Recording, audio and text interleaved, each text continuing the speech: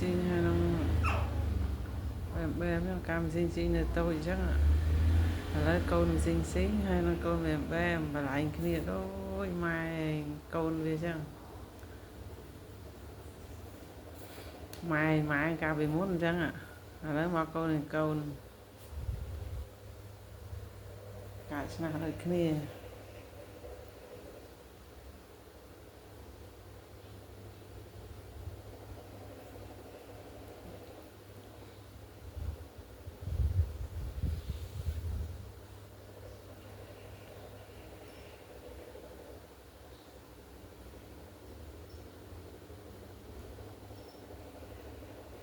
con xinh nó con bèm